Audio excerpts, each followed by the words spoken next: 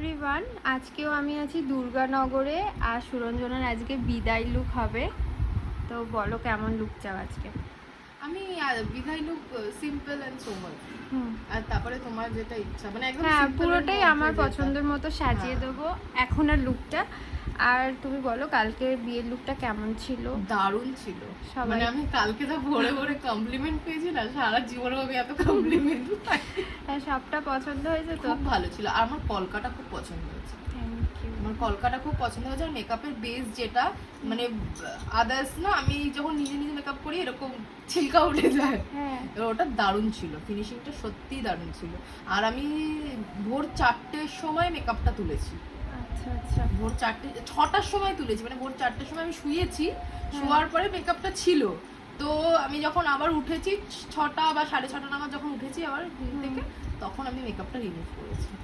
আচ্ছা, সব একদম অ্যাজ ইট ইজ ফুল পাক্কা ছিল, ওটা আমি না ঘষলে উঠতো না। হ্যাঁ, মানে 10টা-12টা অবধি থেকে যেত, আরো বেশি থাকতো, কিন্তু ওর আজকে বিদায় হচ্ছে 7টার পর, তাই তো? এই জন্যই আমি রাখি, ওই জন্য রিমুভ করেছে, করে চান ঠান সব করেছে, তাই জন্য। তো চলো ঠিক আছে, এখন শুরু করছি। মা কালকে কেমন লাগছিল বলো?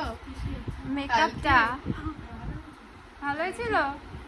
কালকে মেকআপটা বলো কেমন হয়েছিল কালকে?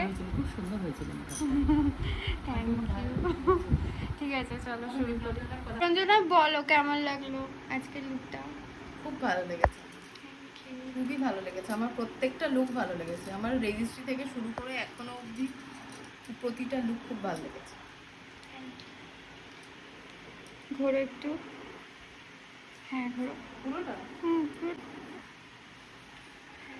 আমাদের রাজকন্যা, আবার গোড়ার আগে আমাদের রাজকন্যা হ্যাঁ, আরো সুন্দর হয়েছে।